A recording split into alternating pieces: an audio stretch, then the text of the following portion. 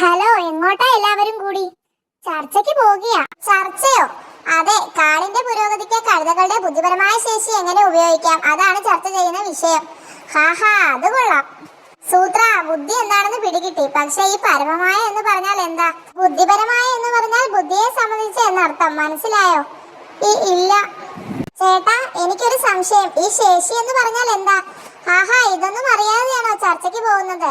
ശേഷി എന്ന് പറഞ്ഞാൽ കഴിവ്, ശോഷിച്ചത് എന്ന് പറഞ്ഞാൽ കഴിച്ചത്. മനസ്സിലായോ വഴുതേ? ഇതൊന്നും കഴുതകൾക്ക് പറ്റിയ പണിയല്ല. കാടിന്റെ പുരോഗതിയൊക്കെ ബുദ്ധിയുള്ളവർ നോക്കിക്കോളും.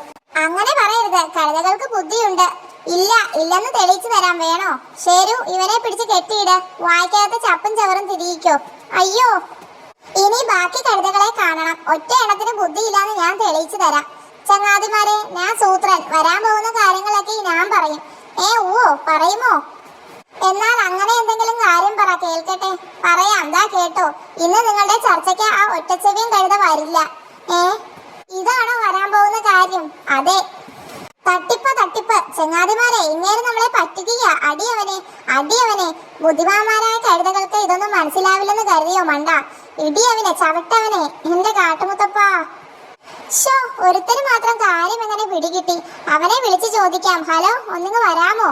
മിടുക്കൻ. ഞങ്ങൾ പറഞ്ഞു പറ്റിച്ചതാണെന്ന് എങ്ങനെ ഇത്ര പെട്ടെന്ന് മനസ്സിലായി? ഇഹി, അത് വളരെ എളുപ്പമല്ലേ. ഒറ്റച്ചെവിയൻ വരില്ലെന്നല്ലേ താൻ പറഞ്ഞത്? അതാണോ വരാൻ പോകുന്ന കാര്യം? അതിനാ വരാതിരിക്കുന്ന കാര്യം എന്നാ പറയേണ്ടത്. മനസ്സിലായോ?